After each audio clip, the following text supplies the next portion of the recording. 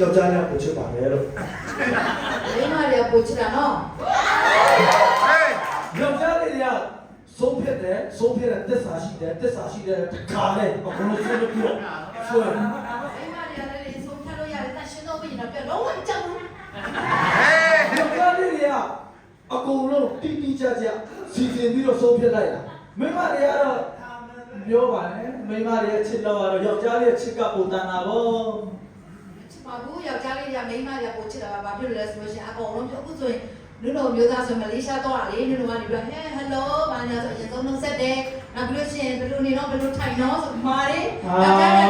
ထွက်သွားပြီဆိုရင်ဒီနောက်မရတော့နုံမျိုးသားဆိုရင်နော်စကားမပြောဘဲနဲ့နေမတိတ်လေးဒါပေမဲ့အချစ်စွာအရင်ကြီးတယ်အဲ့ဒါကြောင့်နုံအားချစ်နေတာလေနုံမျိုးသားအားချစ်နေတာလေစကားလေးပြောတော့မှအလုံးနဲ့တိတ်ပြလိုက်တာယောက်ျားလေးကဘိုးပြော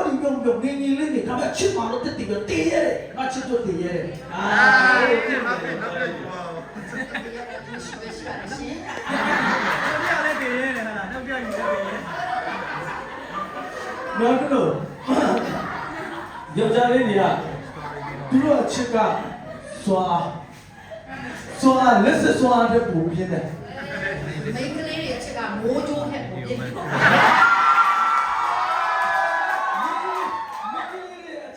အချစ်လောက်ကတော့ယောက်ျားလေးတို့တော့မဟုတ်ဘူး။ဘာလို့လဲဒီလူယူရဲပြည်လာပဲရှာတော့တယ်စကားနားထောင်နေရတာလည်းမိန်းကလေးတွေချစ်တော့လို့အဲ့ဒါအာရာနားထောင်လိုက်တယ်ဆိုတာလေမာယူနေချစ်လို့မဟုတ်ဘူးပါတီမဟုတ်ပါဘူး။စားချင်လို့အတိစားချင်လို့သူလည်းပိုက်ဆံနေတာနဲ့ကိုတိနေမှာပေါ့စကားနားမထောင်ဘူးယောက်ျားလေးကနားထောင်လို့မရဘူးမိန်းကလေးတွေစကားနားထောင်တယ်ဆိုရင်ဒုက္ခပဲရောက်သွားတာအဲ့တော့